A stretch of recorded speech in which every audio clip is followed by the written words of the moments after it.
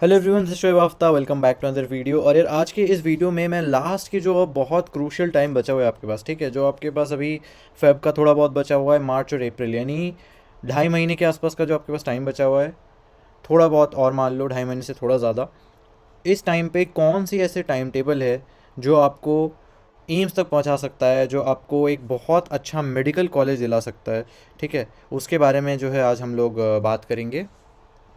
तो यहाँ पर आपको सबसे पहले क्या करना है, सबसे पहले मॉर्निंग में आप क्या करोगे, 7 साढ़े 7 बजे उठ जाओ, रेडी हो जाओ, ठीक है।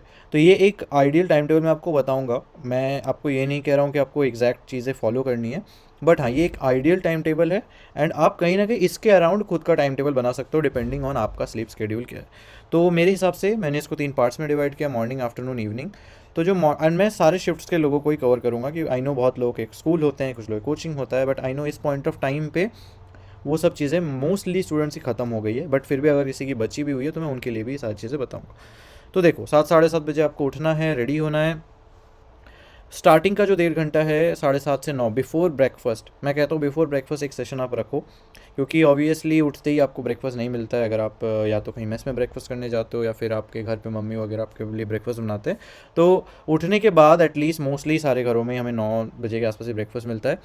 तो जिनके भी मॉर्निंग में कोचिंग नहीं है, कॉलेज नहीं है, वो कॉलेज मतलब आई मीन स्कूल वगैरह कुछ नहीं है मॉर्निंग में, सो इस टाइम पे 7:30 से 9 आप क्या कर सकते हो, बायोलॉजी या इनऑर्गेनिक को मेमोराइज वाली जितनी भी चीज़ें कर सकते हो। माइंड फ्रेश रहता है, सुबह सुबह आप याद करने वाली चीज़ों को कर लो।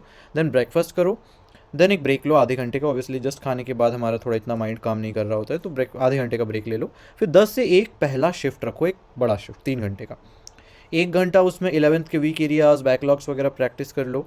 2 घंटे आप दो क्वेश्चन प्रैक्टिस को, जिसमें आपका फिजिक्स की क्वेश्चन प्रैक्टिस कर सकते हो, फिजिकल केमिस्ट्री कर सकते हो, ऑर्गेनिक की कर सकते हो, ठीक है, जो ज़्यादा प्रैक्टिस ओरिएंटेड जो सब्जेक्ट्स है, ठीक है, उनको आपको ज़्यादा करना है। या फिर हो सकता है आपको सुबह कोचिंग जाना पड़ जाए अगर आपका, तो पूरा टाइम आपका मॉर्निंग तो कोचिंग में ही चला जाएगा, 7 से 1 बजे तक आप मान के चलो कोचिंग में चला गया। आफ्टरनून में क्या करना है, लंच ब्रेक लेना है 1 से 2 बजे तक।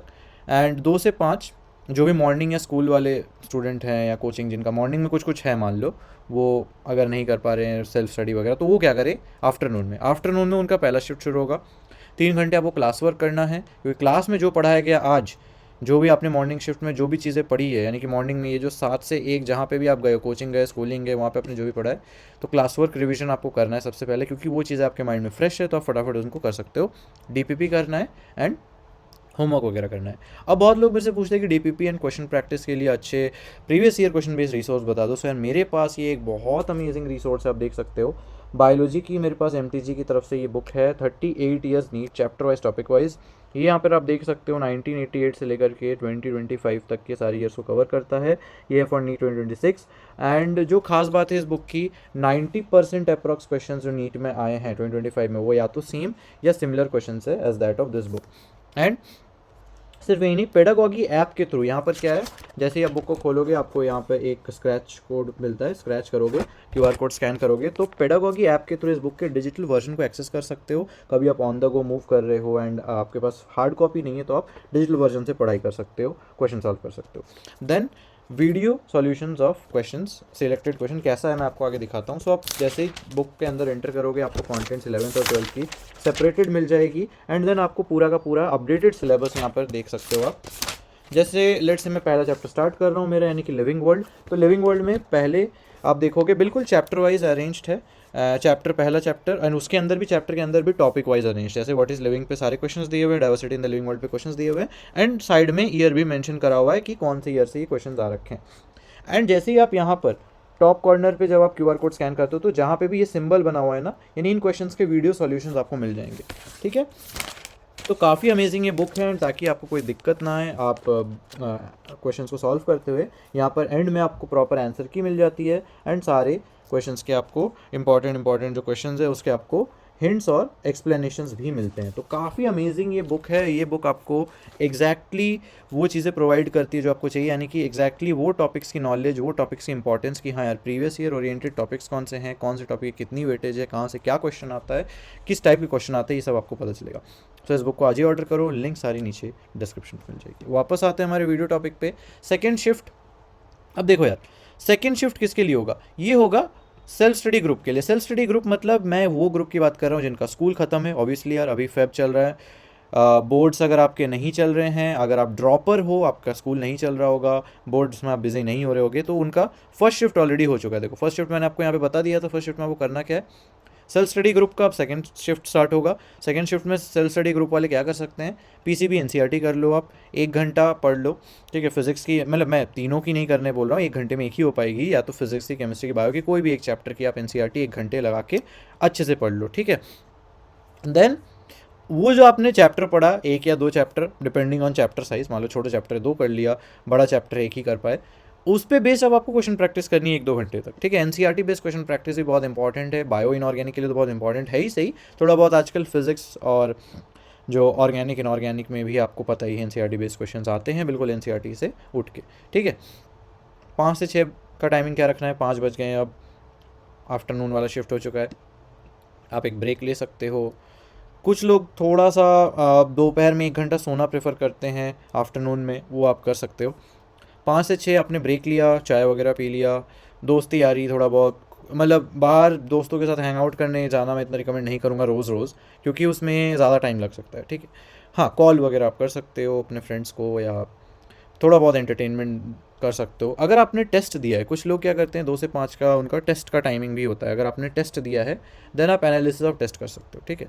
तो कुछ स्टूडेंट्स जो 2 से 5 अपना टेस्ट दे रहे होंगे वो अपना एनालिसिस 1 घंटे कर सकते हैं। या फिर एक ग्रुप ऑफ स्टूडेंट्स ये भी होंगे जिनको मैंने मॉर्निंग शिफ्ट का बता दिया है, लेकिन इवनिंग शिफ्ट की उनकी मतलब मॉर्निंग सेल्फ स्टडी का मैंने बता दिया था, लेकिन इवनिंग उनका पूरा कोचिंग होगा। जैसे मेरा भी हुआ करता था कि मेरा कोचिंग रहता था 2 से 8 कभी कभी, तो 2 से 8 आपको पूरा कोचिंग में चला जाएगा, तो ये उनके लिए नहीं है, और मैंने इसलिए डाल रखा है, ठीक है। तो ये मैंने सेल्फ स्टडी ग्रुप के लिए बनाया है और मॉर्निंग शिफ्ट वालों के लिए बनाया, मॉर्निंग कोचिंग वालों के लिए, और ये उनके लिए जो इवनिंग शिफ्ट होगी, ठीक है। जस्ट रिवर्स हो जाएगा बेसिकली, मॉर्निंग वालों के लिए अलग हो गया और इवनिंग वालों के लिए अलग हो गया।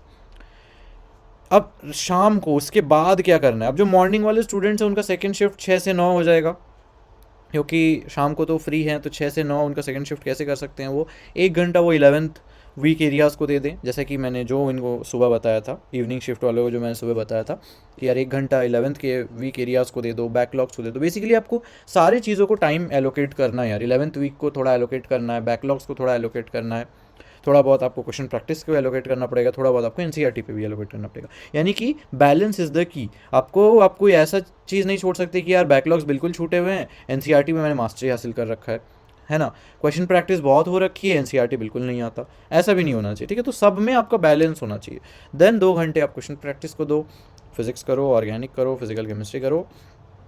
थर्ड शिफ्ट आप दे दो जो सेल्फ स्टडी, या मतलब आई मीन जिनके अब सब कुछ ख़त्म हो चुका है, जो कोचिंग नहीं जाते हैं, ड्रॉपर्स वाले ग्रुप में आते हैं, उनका थर्ड शिफ्ट हो रहा होगा, ठीक है। उनका फर्स्ट हो गया मॉर्निंग शिफ्ट, उनका सेकंड हो गया आफ्टरनून शिफ्ट, अब उनका थर्ड शिफ्ट हो रहा होगा सेल्फ स्टडी ग्रुप के लिए।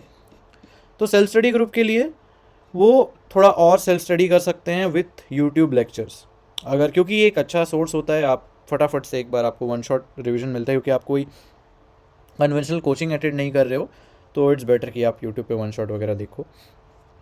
9 से 10 1 घंटा मैंने प्रॉपर डिनर को दे रखा है। 10 से 12 रात में वीक सब्जेक्ट को आप टाइम दे सकते हो, ठीक है। डिनर के बाद ऑब्वियसली इतनी ज़्यादा एनर्जी नहीं होती है, तो थोड़ा 1 कप कॉफ़ी पी के, आधा कप कॉफ़ी पी के आप थोड़ा पढ़ सकते हो, वीक सब्जेक्ट को थोड़ा एलोकेट कर सकते हो। हाँ, अब जो इवनिंग शिफ्ट वाले होंगे वो 8 साढ़े 8 बजे अपने घर आ रहे होंगे, वो डिनर वगैरह करने के बाद उनका 9 बज जाएगा, 9 साढ़े 9 बज जाएगा। तो उनके लिए 9 से 12 हमारा वही रहेगा कि यार आप अभी इवनिंग शिफ्ट में पढ़ के आए हो अपने कोचिंग से बहुत सारी चीज़ें सीखी है, उनको क्लास नोट्स को वापस से रिवाइज़ करो, क्योंकि जो आज आपने सीखा है वो आपको फ्रेश याद है, उसको लॉस होने नहीं देना है, तुरंत पढ़ लेना है। क्लास नोट्स कर लिया, डीपीपीस कर लिए, मॉड्यूल्स कर लिए। होपफुली आपको एक आइडिया लगा होगा यार, फ्रेंड्स के साथ शेयर करना। ऐसी वीडियोस के साथ यार मैं आपके साथ मिलता रहूँगा। चैनल को लाइक कर देना, कमेंट कर देना, चैनल को सब्सक्राइब कर देना, वीडियो पे लाइक कमेंट कर देना। मिलते हैं अगले वीडियो में, तक के लिए बाय।